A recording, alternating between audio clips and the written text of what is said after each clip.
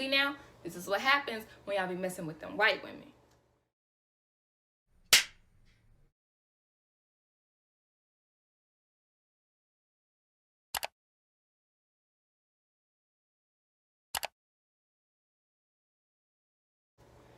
Hey everybody, thank you so much for tuning into my YouTube channel, #Movie Bae. I am Movie Bae. And in this video, I'm going to be giving my review about the 2020 thriller Fatale, starring Michael Ealy and Hilary Swank. Before we get into this video, I just want to let everybody know I am an unofficial movie critic. So my reviews are going to be very analytical. They're going to be very specific. And they're all my opinions. I am very critical when it comes to reviewing movies, so just a heads up to let y'all know, and this is just my opinion of what I thought of the film.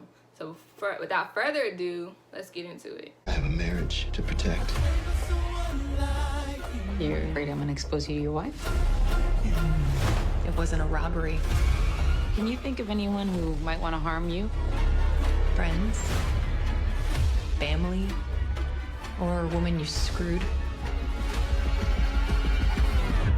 And discarded?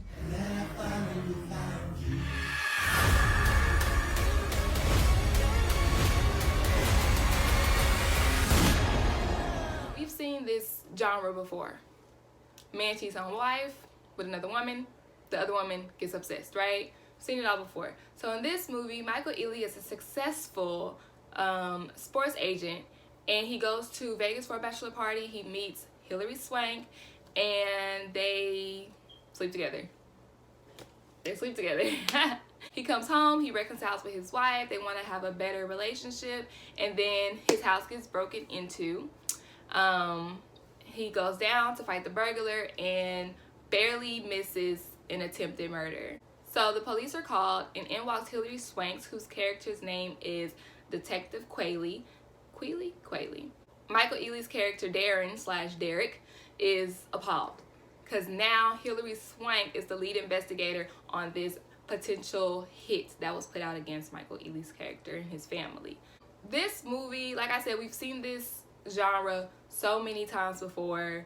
An Obsessed, Fatal Attraction, of course, which this movie paid homage to in subtle ways. I feel like it's been overdone, which is the reason why I did not want to watch this movie, but I ended up watching it anyway, and I was pleasantly surprised, and here's why.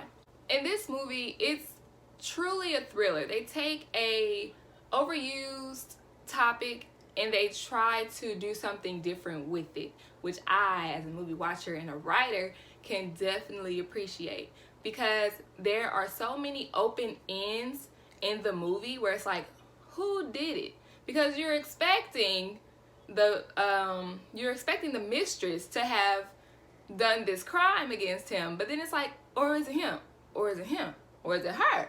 Or is it, you know what I'm saying? So it really leads you into multiple different directions, and like I said, as a viewer, as a writer, that's something that I can definitely appreciate, especially in an oversaturated plot that is used so much. Another thing that I liked about this movie, it is directed by Deon Taylor and written by David Lowery. I hope I pronounced that correctly. And they've also worked on The Intruder together, also starring Michael Ealy and Megan Good. So they have a way of doing thrillers. Thrillers are their thing thus far, anyhow. And there are a lot of tense scenes, such as this one right here.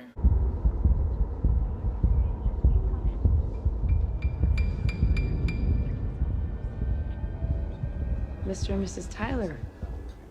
I'm Detective Valerie Quinlan.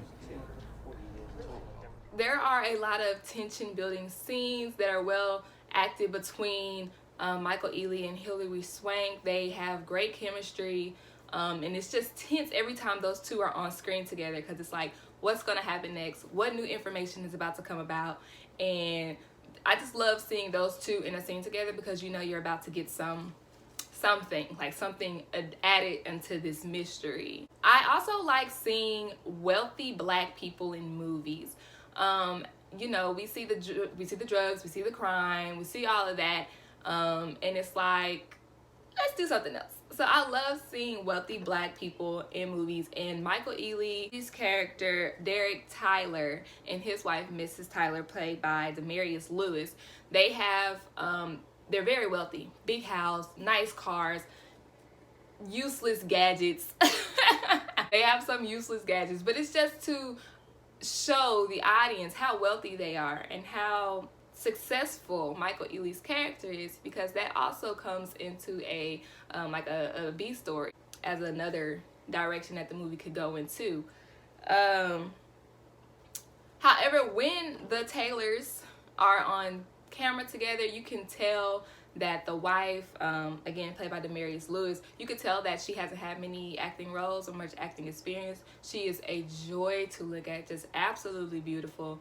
But it was, the chemistry with them wasn't there. And semi-spoiler, the couple are going through some things, so you don't expect them to be all lovey-dovey all over each other, but it's kind of not even like a obvious tension like we're upset with each other. It's more like they just don't really have chemistry acting together. And it could be because she's a newer actress, and that's just something that, she'll grow into. Michael Ealy has a best friend named Raph. Michael Ealy has a best friend named Raph in the movie, played by Mike Coulter, who was also a cheater in Girls Trip.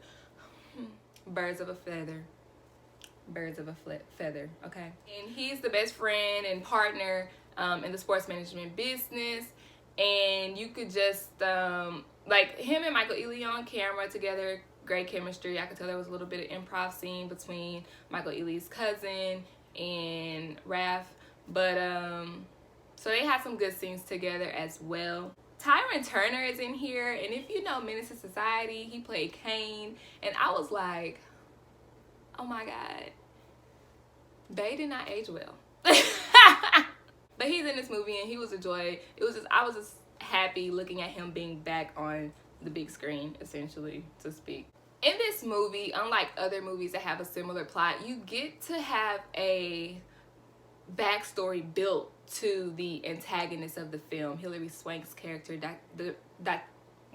Hilary Swank's character, Detective Quayle. You get to see her backstory and why she does what she does, or why she is at the stage of life that she is at. And sometimes, most of the times, you don't really get to, in these type of movies, you don't get to explore the antagonist's motives at all. You just think, oh, crazy white woman, crazy mistress, crazy black lady. But in this movie, they gave her a backstory, and it explored, and it's essential to the plot of the overall movie. Hilary Swank scenes, of course, were amazing.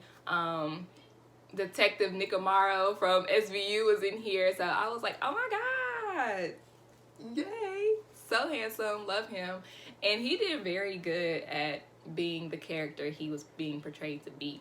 So love seeing Nick back on the screen. So now we're gonna get into some of the cons of the movie. Aside from there being some lack of chemistry between a couple of characters, the music, the score in the movie was just way too loud. They were in a club, and it's like, okay, we know they're in a club, the music's loud, you can't really hear people when you're talking in a club, but it's like, you're also shooting a movie. The audience needs to be able to hear what the characters are saying. I had to put the subtitles on because I literally was drowned out by Tap In by Saweetie. Tap, tap, tap in. It was so distracting that I was singing the lyrics and I wasn't even paying attention to what was going on. So, tap, tap, tap. I had to rewind it. So that's just the note. The music, the score, a lot of the sound effects, or really the score and some of the tense scenes or the tension building scenes were loud or misplaced. It was like, why this sound? Why? there could have been another sound that could convey the emotion that they wanted to convey. Oh my God, they would do construction when I'm doing my video. How rude, right? Anyways, I'll just speak louder, like they should have done in the movie. Another critique that I have is some of the writing. As a writer myself, there were literally, like, I don't want to be too nitpicky, but there were just little things that could have been added to build tension, to develop characters, and to also feed into the plot that was there for us in the storyline that later unfolded as well. There are just subtle missed opportunities. So right now at this marker, I'm going to do spoilers. They're just like slight subtle things, okay? Some of the subtle differences that could have been added to the script was when Detective Ealy came to Michael Ealy's house, Derek's house, and she took the wife to go upstairs to their bedroom because that's where they were when the burglar came into the home. In that scene, she took the wife into the bedroom. She saw that there was lingerie laid out on the bed, and after had just sleeping with Derek, or Darren as she knew him to be, you could tell she was like, "You have a wife? Why you didn't tell me that you had a wife?" You know? So I feel like that scene between them could have been so like on edge, like you could just hone into her, this bitch is crazy, but they didn't take it that far, and I feel like they could have. So I feel like they could have been like, you know, when she saw the lingerie on the bed, she could have been like, "Well, what were you and your husband doing at the time you heard the noise?" And she could have been like, "Well, we were making love," and then that could have triggered Hilary to be like, "Oh, okay," you know, something like just add to her character of being this obsessive.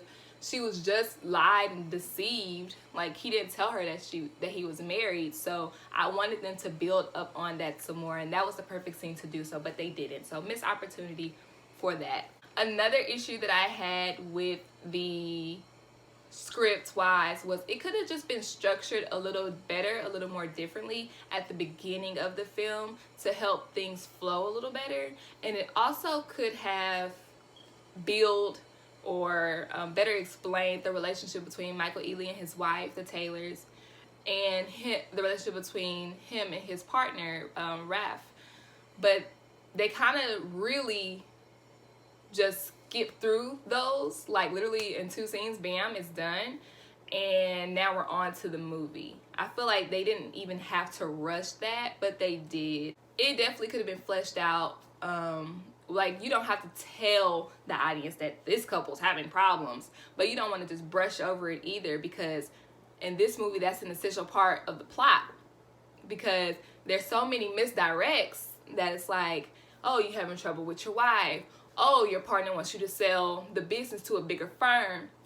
Oh, you have this cousin who's always asking you for money, and then your house is burglarized. You just cheat on your wife, and now she's the lead investigator on the case. You have all these enemies, all these potential suspects, and they really just brush through instead of building each and every one of these essential misdirects that are in the film. So I just feel like they could have done that better.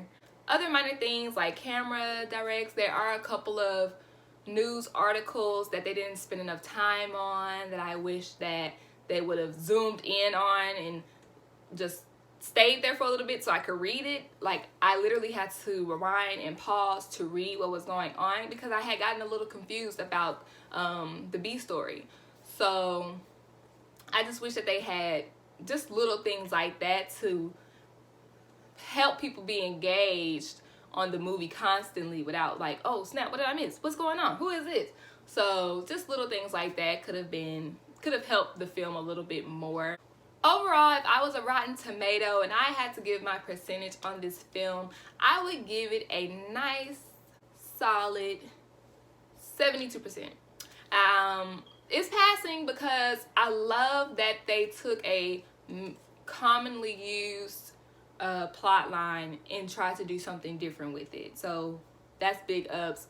Hilary Swank and Michael Ealy's scenes in the film really elevated it, And a lot of the misdirects, which goes back into the overall plot that they did, really kept me invested in a movie that I thought was going to be a I've seen it all before type film. So that made it passing. All the other technicalities like character development, the music being so loud and overbearing, and just not lingering on certain scenes long enough, those are the things that counted as the deductions for me. Thank y'all so much for tuning into this YouTube video. Make sure you subscribe to my channel because I'm going to be doing more reviews, commentaries, and trailer reactions here to come on #MovieBae. Become a babe, subscribe, like this video, share it, and leave a comment down below if you've seen it, what's your favorite part, but don't leave no spoilers. And I'll see you next week. Okay, it's a date.